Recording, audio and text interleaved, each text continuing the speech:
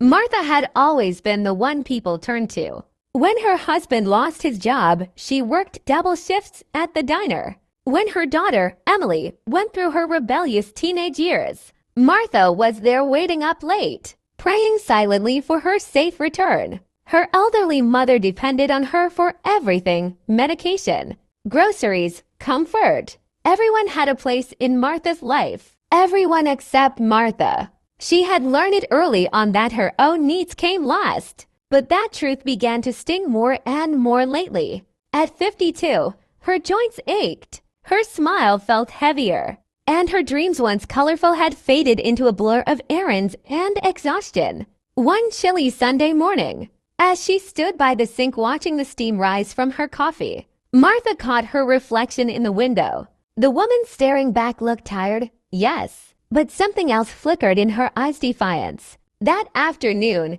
she drove out to the lake she hadn't visited in years, the place where she used to paint. The air smelled like pine and freedom. Sitting there, she whispered to herself, "When was the last time you did something just for you?" For the first time in decades, she didn't have an answer, but she knew one thing: she needed to find one. That night, when she returned home, her husband barely looked up from the couch. "You're late," he muttered. Martha just smiled. A small, secret smile that no one noticed. But it was the start of something. A quiet rebellion born from years of silence. The next morning, Martha woke up earlier than usual. The house was silent except for the faint hum of the refrigerator. She stared at the ceiling for a long moment before swinging her legs out of bed. Her feet touched the cold floor, but this time, she didn't rush to make breakfast for everyone. She just sat there listening. When her husband finally came down, looking for his coffee, Martha simply said, "You can make it today." He blinked, surprised, then frowned as if she'd spoken another language. It wasn't defiance. It was survival. She spent the day walking through town, noticing things she'd long ignored: the bakery's cinnamon scent, the way the sunlight hit the old bookstore window. She wandered inside, drawn by instinct, and the owner, a kind older woman named Hazel, greeted her. They chatted about books, art, and the simple joy of doing something for yourself. When Hazel learned Martha used to paint, her eyes lit up. "We host small art classes every Thursday. You should come." Martha laughed softly. "I haven't painted in 20 years. "Then you're long overdue," Hazel replied. That night, Martha sat in her room, staring at her hands. They were rough, marked by years of scrubbing, chopping, cleaning, but they had once created beauty. She took an old notepad from her drawer and sketched. Her lines were shaky, her confidence thin, but something inside her sparked back to life. Her husband called from the living room, irritated that dinner wasn't ready. Martha ignored him. For the first time, the sound of his complaints didn't drown her peace. She was lost in her sketch, lost in a version of herself she thought she had buried decades ago. The pencil in her hand moved faster, freer. She wasn't just drawing. She was remembering. And remembering, she realized, was a kind of healing. Thursday arrived faster than Martha expected. She stood outside the small art studio, her heart pounding like she was about to do something forbidden. The room smelled of paint, wood, and quiet dreams. Hazel waved her in with a warm smile, handing her a clean canvas and a box of brushes. "Just start," Hazel said softly. "Don't think too much." Martha hesitated at first, her hands trembling slightly as she squeezed a line of color onto the palette. The others painted effortlessly, chatting in soft tones about their families and plans. She felt out of place, too old, too unsure. But then, as she dragged the first stroke of blue across the canvas, something shifted. The world around her faded. The colors spoke, the brush danced, and her heart began to beat in rhythm with a forgotten melody. She didn't paint a landscape or a person, she painted emotion. Layers of loneliness, exhaustion, hope, and fragile strength blended together. When Hazel came by and quietly said, "That's beautiful," Martha nearly cried. No one had called anything she did beautiful in years. On her way home, she carried the canvas like it was something sacred. Her husband barely looked up when she entered, muttering about the dishes. Martha placed the painting against the wall and simply replied, "Do them yourself." For the first time, she didn't feel guilt. That night, lying in bed, she stared at the faint reflection of her artwork in the dark. It was messy, imperfect, but it was hers. She realized she wasn't trying to change her husband or her family anymore. She was changing herself. The next morning, she woke with purpose. She made coffee, not out of duty, but because she wanted to. She painted again before anyone else woke up, sunlight spilling across her canvas, and as the house filled with the smell of morning, Martha felt something she hadn't in decades: freedom. Days turned into weeks, and Martha's confidence grew with every brushstroke. Her paintings began to fill the walls of her once empty studio room: vivid skies, faceless women, quiet gardens. Each piece told a truth she had kept buried. Hazel encouraged her to join a local art fair, but Martha hesitated. "What if no one likes it?" she asked. Hazel smiled knowingly. "Then paint for yourself. The rest will follow." Encouraged, Martha agreed. On the day of the fair, she wore a soft blue dress and tied her hair back, something she hadn't done in years. The morning sun glowed over rows of colorful tents and smiling faces. When she hung her paintings, her hands trembled not from fear, but from release. People stopped, looked, asked questions. A young woman whispered, "Your work feels honest." The words sank deep into Martha's chest. Even her son, who happened to visit the fair with his wife, paused in front of her art. He stared, confusion in his eyes. "Mom, you painted these." She nodded, smiling gently. His wife squeezed his hand and said, "They're beautiful, Martha." Noticed the look in her son's eyes shift from indifference to pride. When her husband arrived later, his face tightened. He didn't like the attention she was getting. "You're wasting your time," he muttered.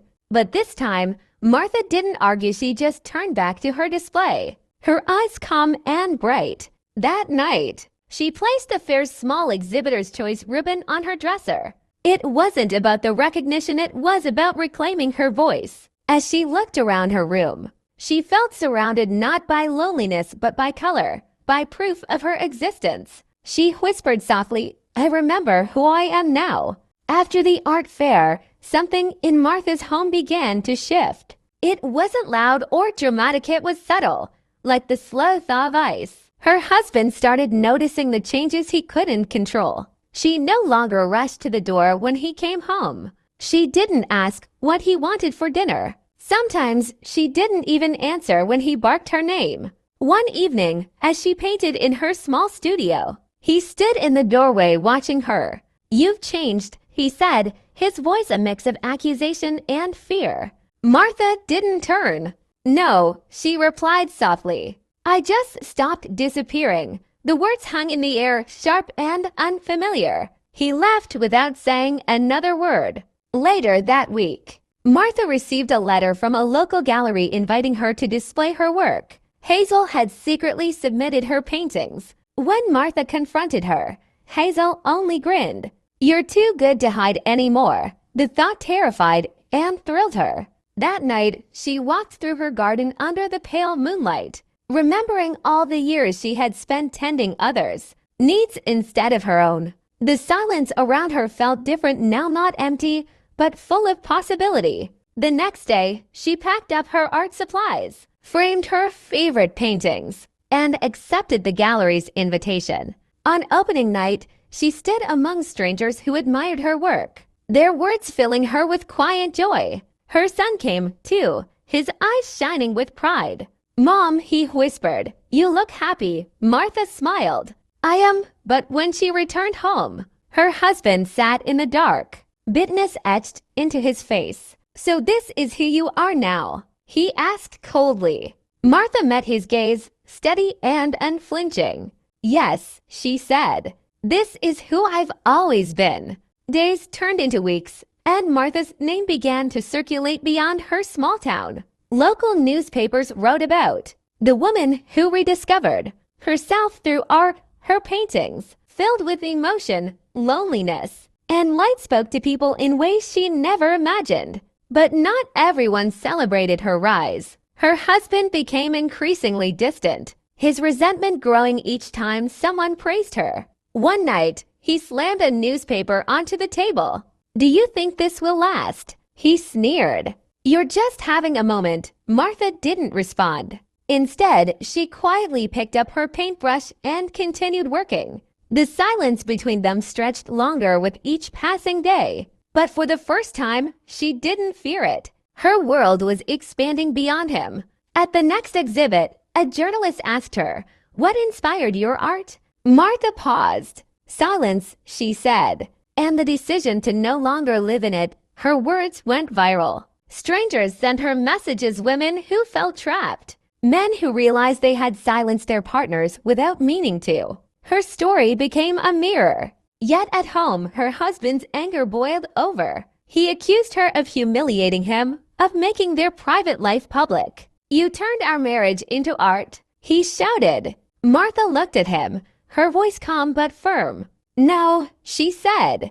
"You turned it into a cage." "I just painted the view." That night, she moved into her studio, alone but free. The following morning, she found a single note on the kitchen table. "You'll regret this." Martha folded it once, then set it aside. She wasn't afraid anymore. Weeks passed, and the world around Martha continued to shift. Her studio became a sanctuary, filled with soft music, the smell of paint, and sunlight spilling through the windows. She was working on her largest piece yet, a portrait not of someone else, but of herself. Each brushstroke felt like reclaiming another piece of her lost years. One afternoon, Hazel visited, carrying fresh flowers. "You've changed everything," she said with awe. "Even the way this place feels." Martha smiled. "Maybe it's just that, for once. I'm not afraid to take up space." They laughed, and for the first time, Martha realized how little she had laughed in years. But outside that safe space, rumors began to swirl. Her husband, still bitter, told neighbors that she had abandoned her family for fame.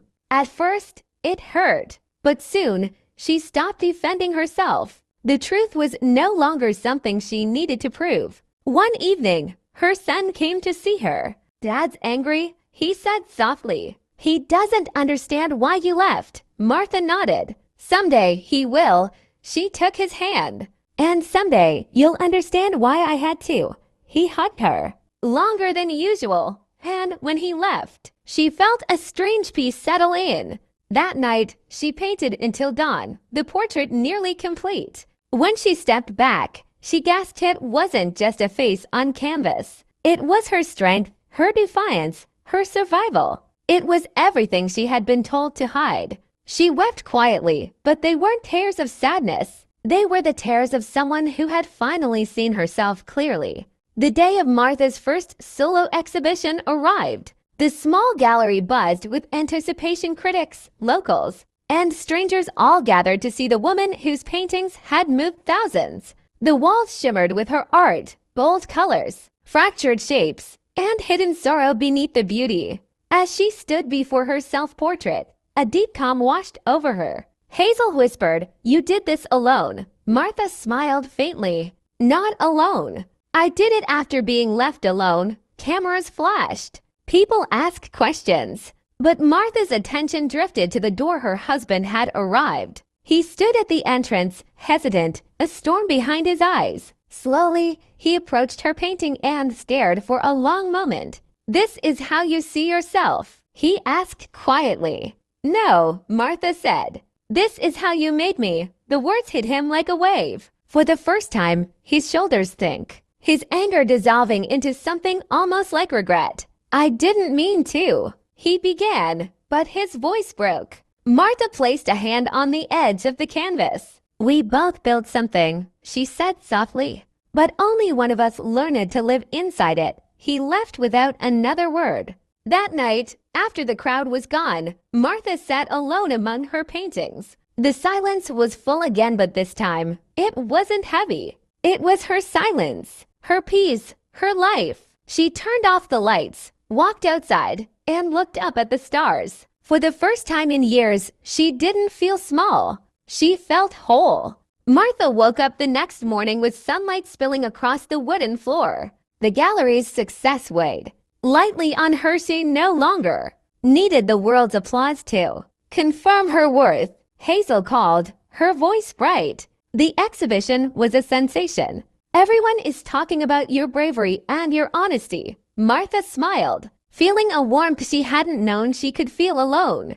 She wandered through the empty gallery once more, touching the edges of her paintings, remembering the nights she cried over each stroke, each color. Then she paused before the self-portrait, the one that had stirred her husband's regret. She traced a finger over the jagged lines that represented her pain. And for the first time, she saw not scars but resilience. Her phone buzzed with messages from strangers who had seen her work. Your story helped me face my own, one read. Martha's chest tightened not with sorrow, but with connection. She realized that while she had painted her solitude, she had unknowingly painted a bridge to others' hearts. That evening, she sat with Hazel on the gallery steps, sipping tea. I always thought I needed someone to complete me, Martha admitted. Hazel shook her head gently. You were complete all along. The rest were just visitors. Martha laughed softly, a sound that felt like sunlight breaking through clouds.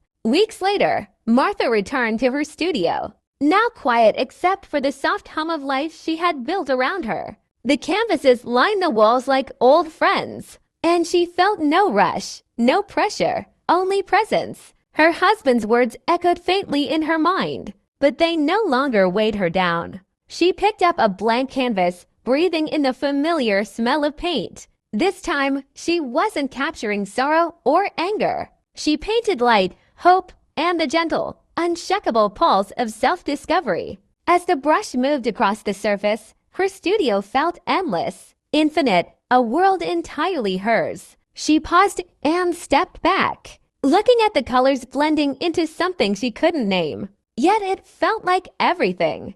Outside, the city moved, unaware of the small, quiet victory inside this room. Martha smiled, truly smiled, and whispered to herself, I'm here. I am whole. And this is just the beginning. The door creaked open, but she didn't flinch. Hazel peeked in, her eyes wide with curiosity. Martha held up the brush, laughing. Come on, let's see what's next. Together, they faced the blank canvas, not with fear, but with freedom. The gallery, the critics, the past, all of it faded. Martha's life was hers, fully and beautifully, painted stroke by stroke. If Martha's journey touched your heart, leave a comment below and share what her story made you feel. Don't forget to hit the like button and subscribe to the channel. This way, we can continue bringing more inspiring stories to people like you. And if you know someone who loves emotional journeys, share this video with them too.